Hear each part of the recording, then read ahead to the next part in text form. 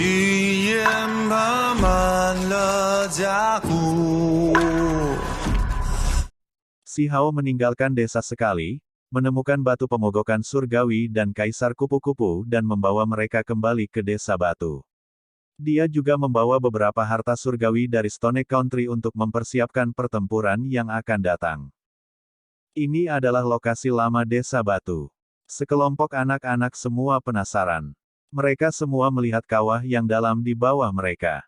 Big Bang, Little Green, dan Purple Cloud turun, membawa sekelompok pemuda dan anak-anak ke lokasi lama mereka. Sekarang, rumput telah tumbuh kembali, dan tidak lagi membosankan dan sepi. Pembersihan darah pernah dilakukan dalam kisaran 50.000 li. Untuk sementara, kehidupan tanaman jarang terjadi di sini dan makhluk-makhluk telah musnah dengan sisa-sisa kerangka di mana-mana.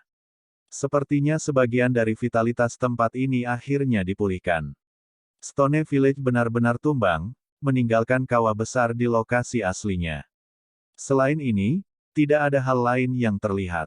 Dazuang, Ermeng, dan Pihou sedikit tergerak. Ini adalah pertama kalinya mereka kembali setelah pergi. Ada sesuatu di bawah sana. Big Bang menukik ke bawah. Saat ini, penampilannya jauh berbeda dari elang sisik hijau.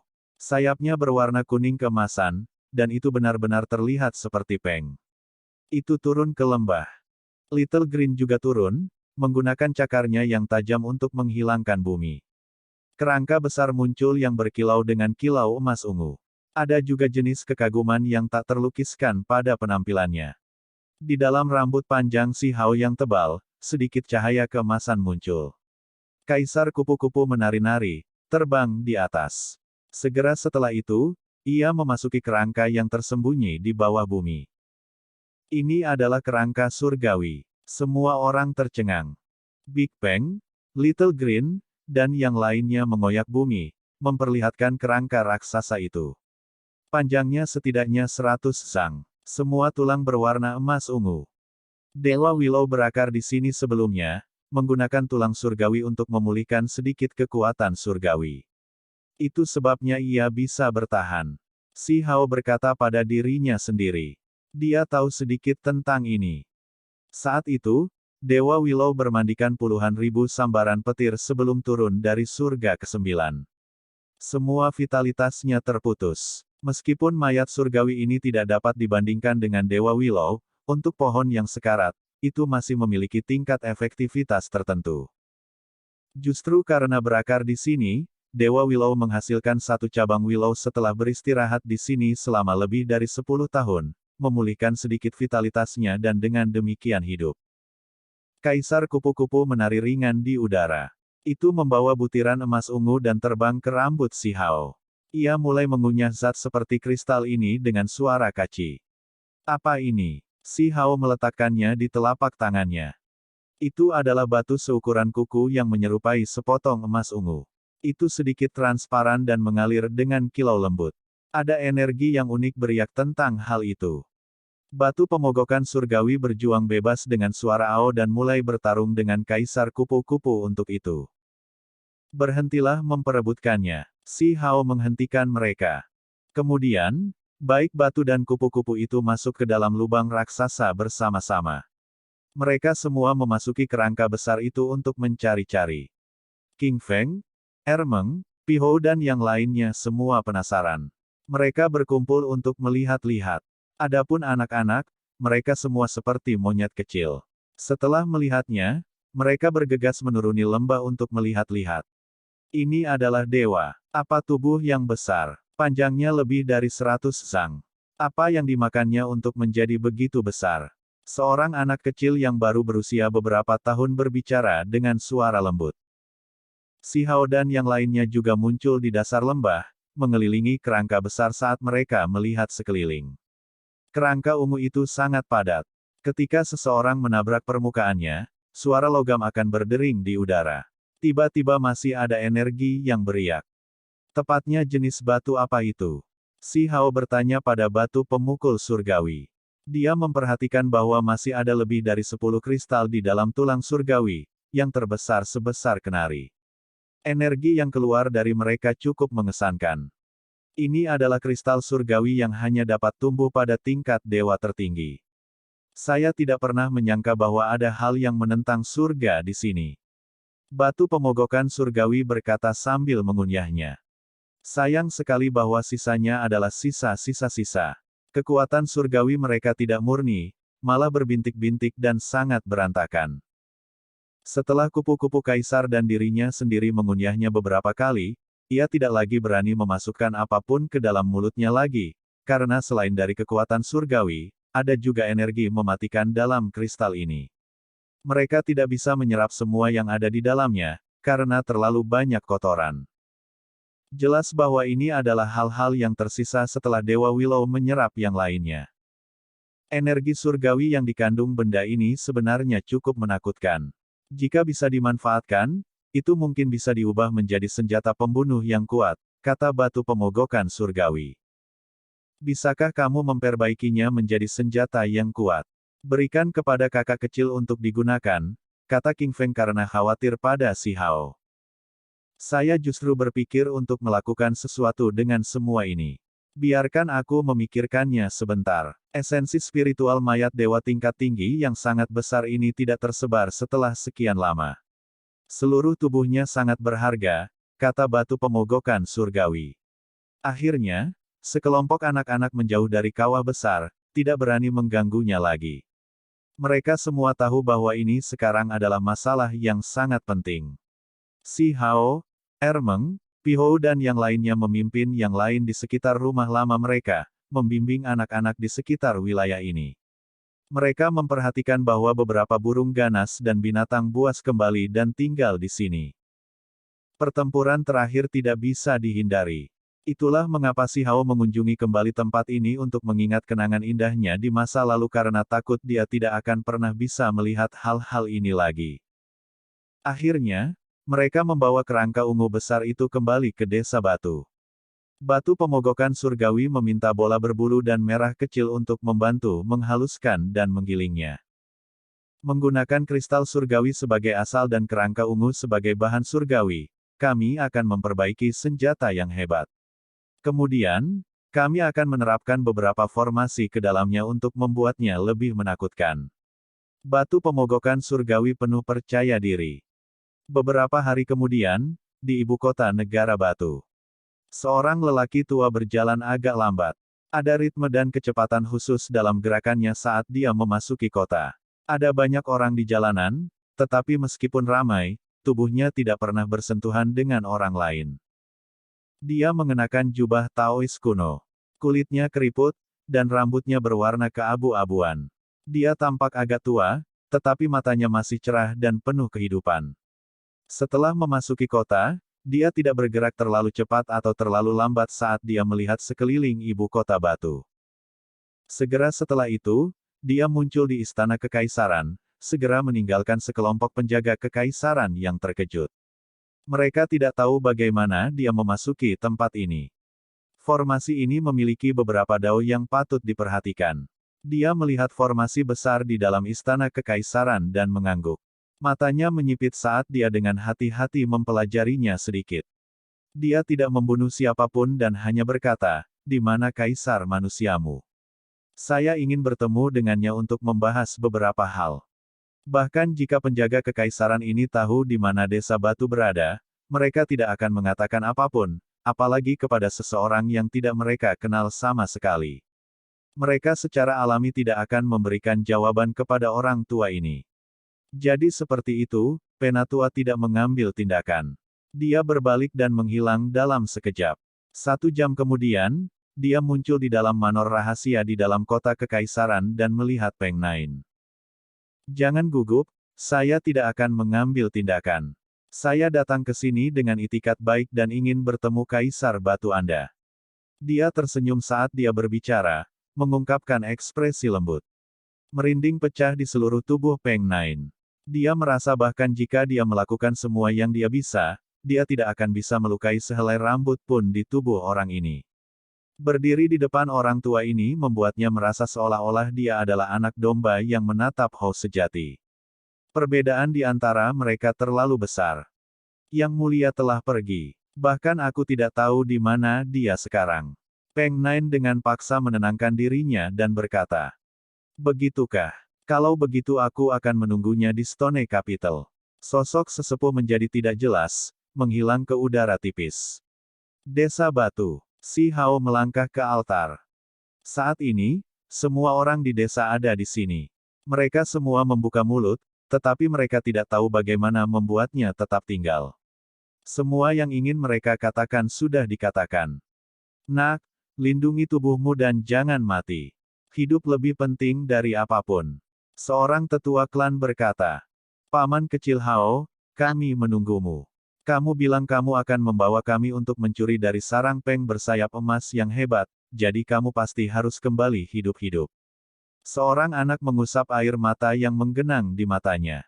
Si Hao tidak ingin melihat adegan pengiriman semacam ini. Dia langsung mengaktifkan lorong dan menghilang di dalam. Yang mulia, seorang penjaga kekaisaran berteriak ketakutan.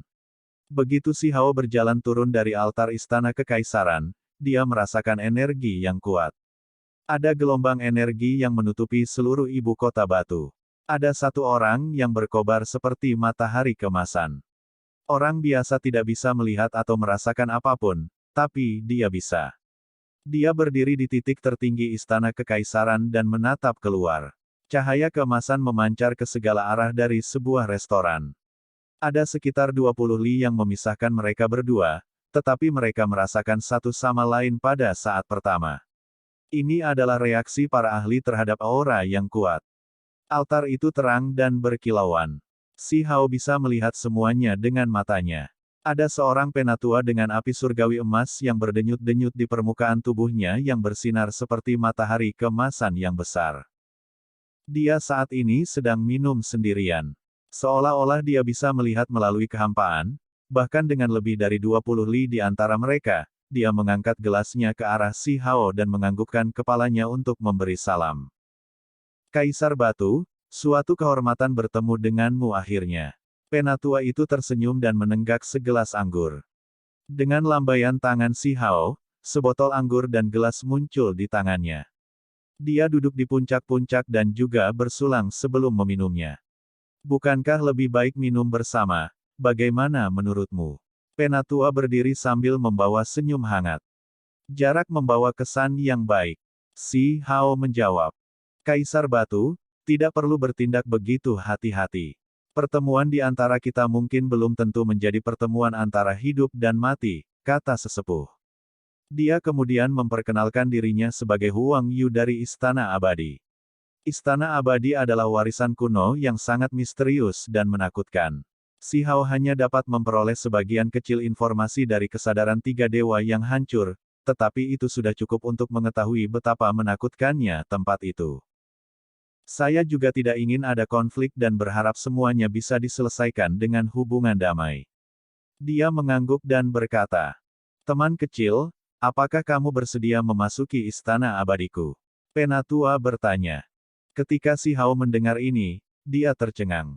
Dia tidak bisa mengerti mengapa penatua ini akan mengatakan hal seperti itu. Teman kecil, mungkin Anda tidak tahu banyak tentang istana abadi saya. Jika Anda bergabung, itu pasti tidak akan membawa aib atau penghinaan pada bakat dan status alami Anda. Penatua tersenyum dan memberikan pengantar sederhana. Istana abadi tidak akan pernah memiliki lebih dari 5 anggota. Ini adalah kasus dari generasi ke generasi.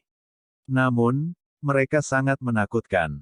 Bahkan di alam yang lebih tinggi, tidak ada yang berani memprovokasi mereka. Mereka yang keluar dari istana abadi semuanya mewakili makhluk tak terkalahkan yang jarang bertemu lawan yang layak. Si Hao tergerak. Jika informasi ini benar, maka itu tidak bisa dipercaya. Itu terlalu mencengangkan. Dia sangat menyadari bahwa ada banyak ras di alam yang lebih tinggi dan bahwa tanah di sana sangat luas dan tak terbatas. Siapa yang tahu berapa kali lebih besar dari alam yang lebih rendah? Bakat luar biasa, jenius surgawi, dan lainnya semuanya bangkit bersama. Itu adalah tempat di mana para dewa berjuang untuk supremasi. Jika, di dunia jenis ini, benar-benar ada warisan yang tidak pernah memiliki lebih dari 5 anggota sekaligus, yang sebanding dengan sekte besar dan dikenal tak terkalahkan, orang bisa membayangkan betapa menakutkannya tempat seperti ini. Hubungan seperti apa yang kalian semua miliki dengan istana tertinggi? Si Hao bertanya. Dari apa yang dia ketahui, istana tertinggi memiliki lebih sedikit anggota, dengan hanya ada satu anggota di setiap generasi. Itu adalah tempat yang sangat misterius. Selain itu, ia belajar dari tiga dewa bahwa ada beberapa hubungan antara kedua kekuatan ini. Haha, penatua itu terkekeh. Akhirnya, dia mengatakan satu kata. Musuh. Si Hao tercengang. Itu benar-benar tidak terduga. Dia berpikir bahwa kedua organisasi misterius ini mungkin memiliki asal-usul yang sama, tetapi dia tidak pernah menyangka bahwa mereka memiliki hubungan yang berlawanan. Istana tertinggi juga berada di alam yang lebih tinggi, hanya saja, setelah jatuh dalam kekalahan bertahun-tahun yang lalu, mereka melarikan diri ke alam bawah. Penatua itu tersenyum. Si Hao tercengang. Ini benar-benar sulit dipercaya. Rumor mengatakan bahwa istana tertinggi memiliki sepotong catatan primordial sejati, transendensi. Itu dikenal sebagai kekuatan abadi, dan selama pewaris muncul, orang itu tidak akan tertandingi di langit di atas atau di bumi di bawah. Bahkan kekuatan yang dikenal sebagai istana tertinggi dikalahkan, lalu latar belakang seperti apa yang dimiliki istana abadi? Mungkinkah mereka memiliki sesuatu yang menyaingi bidak transendensi? Saya sebelumnya pernah mendengar bahwa teman kecil itu mengaku sebagai satu-satunya pewaris istana tertinggi. Apakah benar hal itu merupakan masalahnya? Penatua itu tersenyum dan menyipitkan matanya. Si Hao terkejut. Mungkinkah tetua mengatakan semua ini untuk melihat apakah dia benar-benar murid dari istana tertinggi? Jika itu masalahnya, dia secara alami tidak akan bergabung dengan istana abadi. Aku memang ingin mendapatkan bagian transendensi, tapi sayangnya kesempatan itu tidak pernah muncul dengan sendirinya. Dia menggelengkan kepalanya. Peluang selalu datang secara tidak sengaja. Dengan bakat alami teman kecil, saya tidak ingin ada hari ketika Anda menjadi pewaris istana tertinggi dan dengan demikian menentang istana abadi saya. Penatua terus tampak agak baik. Penatua bercanda. Si Hao menatapnya, merasakan gelombang energi setan tersembunyi yang tampaknya bukan milik manusia. Dia pastilah sejenis burung yang ganas atau binatang buas. Namanya Huang Yu, jadi bisakah dia menjadi burung setan kuno? Si Hao berpikir untuk dirinya sendiri sebentar. Dia tidak bisa melihat tubuh asli orang tua ini, tapi dia bisa merasakan matahari keemasan bersinar dengan cemerlang. Dirimu yang terhormat berasal dari istana abadi, tempat dengan sejarah yang luar biasa dan pengaruh yang besar. Sementara itu, para jenius di alam yang lebih tinggi muncul dalam jumlah besar, jadi bagaimana orang seperti saya bisa membandingkannya? Kata si Hao. Hanya ada 4 individu hebat di istana abadi, jadi aku bisa dihitung sebagai apa? Saya hanya seorang pelayan tua, bagaimana saya bisa memiliki kualifikasi untuk menjadi salah satu anggota istana abadi? Kata sesepuh Huang Yu. Saya mendengar diri Anda yang terhormat mengundang saya ke istana abadi sekarang, jadi bagaimana Anda bisa bertindak begitu sederhana sekarang? Si Hao semakin yakin bahwa yang lebih tua sedang mengujinya. Huang Yu tertawa dan berkata, sebagai pelayan lama dari istana abadi, meskipun kultivasi saya kurang dan saya tidak memiliki bakat alam yang besar, saya masih mampu melihat potensi. Jika ada bakat luar biasa, yang sangat brilian atau jenius surgawi, maka saya memiliki wewenang untuk membuat laporan, dan mungkin meminta mereka menambahkan Anda ke istana abadi. Saya orang yang kurang disiplin. Jika saya memasuki istana abadi, kemungkinan besar saya akan melanggar peraturan mereka berkali-kali. Si Hao menggelengkan kepalanya. Ini adalah kesempatan. Jika saya membuat laporan, meskipun mungkin belum tentu berhasil, ada peluang untuk berhasil. Teman kecil, apakah kamu benar-benar akan menyerah begitu saja? Huang Yu bertanya. Saya harus membiarkan kesempatan ini berlalu. Saya hanya ingin menjalani hidup saya dengan damai di alam bawah, kata si Hao. Ada saat hening di mana kedua belah pihak berhenti berbicara. Penatua menuangkan dan minum sendirian, tampak sangat santai dan tenang saat dia melakukannya. Si Hao duduk di atap istana kekaisaran. Ada lebih dari 20 li di antara mereka, ketika berbicara dengan kehendak surgawi mereka, tidak ada banyak perbedaan. Tidak ada orang lain yang khawatir. Apa yang benar-benar diinginkan oleh dirimu yang terhormat dengan mencariku? Si Hao bertanya. Dia merasa seperti pertempuran kemungkinan besar tidak dapat dihindari. Tentu saja interaksi damai. Saya juga tidak ingin mengangkat senjata. Penatua itu mengangguk dan minum secangkir alkohol. Sudah lama sejak terakhir kali dia berjalan di dunia manusia, jadi dia cukup menyukai makanan dan minuman biasa. Saya punya 3 syarat. Selama Anda setuju dengan mereka, Anda akan bertindak sebagai kaisar manusia, dan saya akan mencari peluang alami saya. Tidak akan ada konflik di antara kita. Kata Huang Yu. Tolong bicara. Si Hao tahu bahwa dia tidak mungkin datang ke sini tanpa alasan. Pasti ada beberapa masalah. Itu semua tergantung pada kondisi seperti apa mereka.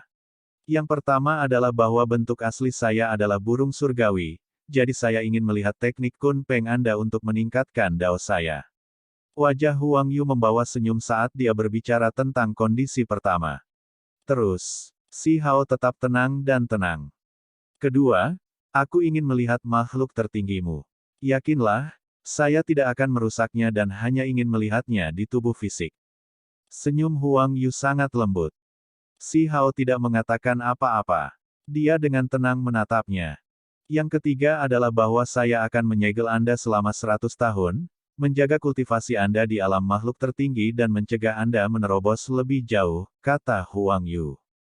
Dia menahan senyumnya dan menjelaskan lebih lanjut, berkata, pertumbuhanmu terlalu cepat. Meskipun niat saya adalah untuk bergaul secara damai dengan Anda, setelah beberapa lusin tahun kemudian, Anda akan melampaui saya, sehingga tidak mungkin untuk hidup bersama secara harmonis. Kenapa kamu tidak langsung melenyapkanku? Setelah menyingkirkanku, itu akan menjadi akhir dari semua masalahmu. Mengapa mengalami begitu banyak masalah? Si Hao berkata dengan dingin. Kondisinya terlalu keras. Teman kecil, hanya dengan cara ini kita dapat benar-benar bergaul dengan damai dan mencegah konflik. Aku menepati janjiku. Huang Yu tersenyum. Kerutan di wajahnya tampak menghilang dengan senyum ini. Jika kita melakukan ini, kebebasan seperti apa yang bisa dikatakan untuk saya? Tubuhku yang sebenarnya ditekan oleh teknik berhargamu dan tidak dapat berkultivasi. Aku akan kehilangan semua kendali atas hidup dan mati. Bagaimana ini bisa dianggap hidup berdampingan secara damai? Teriak si Hao. Ini adalah satu-satunya cara untuk menghindari pertempuran sengit. Percayalah, melakukan hal-hal dengan cara ini akan bermanfaat bagi saya dan Anda, kata Huang Yu. Saya tidak melihat bagaimana itu bermanfaat bagi saya. Wajah si Hao jatuh. Aku akan membantumu menyatukan 8 wilayah dan menjadikanmu kaisar dari semua alam bawah. Jutaan li penuh gunung dan sungai akan berada di bawah kendalimu. Penatua itu tersenyum. Api emas mulai melompat ke tubuhnya. Kemudian, si Hao dengan dingin bertanya. Kemudian, Anda dan saya akan bergandengan tangan untuk mencari peluang alam besar dari alam bawah bersama-sama, misalnya, aula tertinggi yang Anda minati, kita bisa memasukinya bersama, kata sesepuh. Itu karena kamu menginginkan darahku, kan? Wajah si Hao menjadi semakin sedih. Dia belajar dari lautan kesadaran 3 dewa bahwa darah makhluk tertinggi khusus diperlukan untuk memasuki istana tertinggi. Semua kerutan di wajah Huang Yu menghilang, seolah-olah dia langsung menjadi lebih dari 10 tahun lebih muda. Dia memiliki senyum hangat di wajahnya ketika dia berkata, ini adalah situasi yang saling menguntungkan. Kamu meninggalkanku tanpa pilihan selain bertarung dengan kondisimu. Si Hao berkata sambil menghela nafas. Dia mengangkat suaranya dan berkata, apakah Anda pikir saya akan pasrah pada nasib saya dan membiarkan Anda memanipulasi saya sesuai keinginan Anda? Anak muda, seseorang harus berpikir dengan hati-hati sebelum bertindak. Tidak ada obat untuk penyesalan di dunia ini.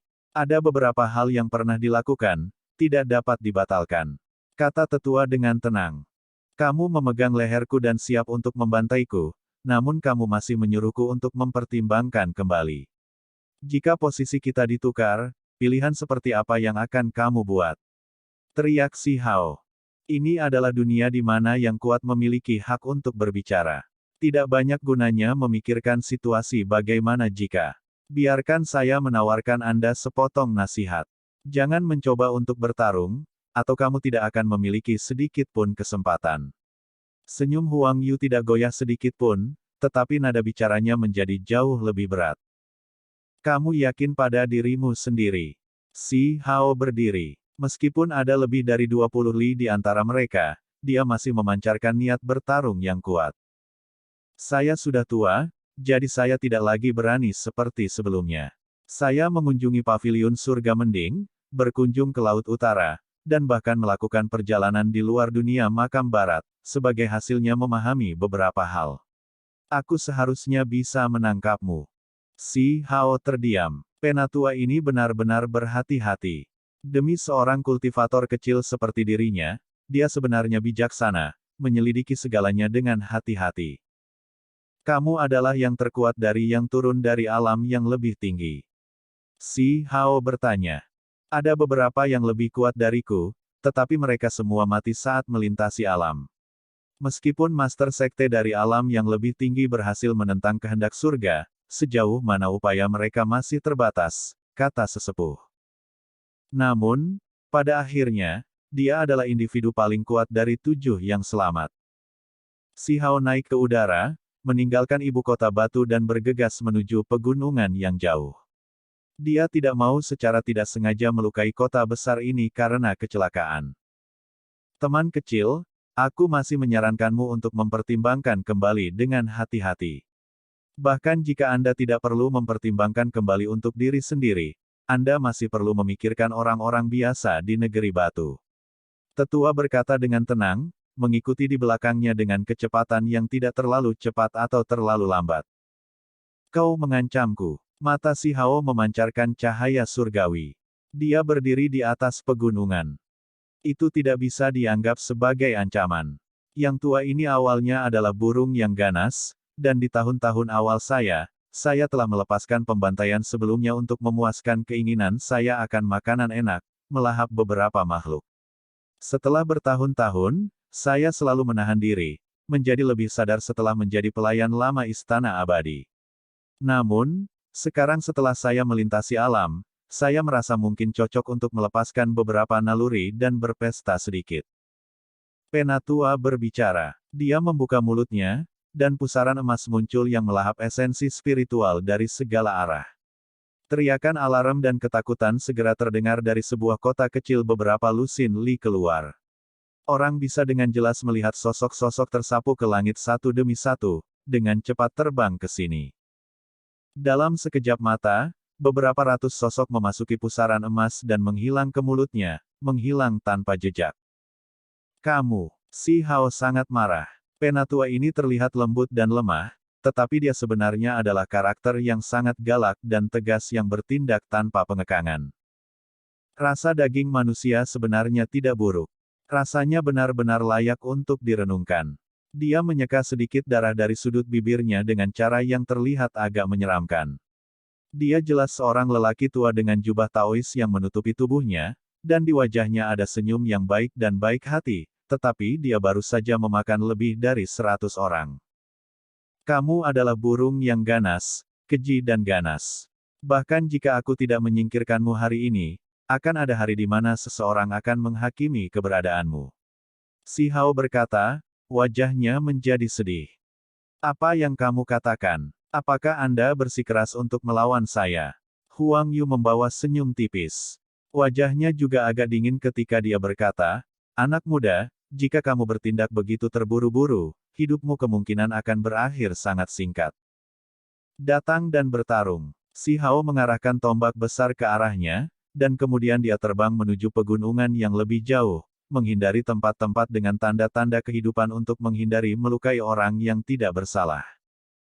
Karena kamu sangat tidak sabar untuk melanjutkannya, orang tua ini hanya bisa menemanimu dalam pertempuran.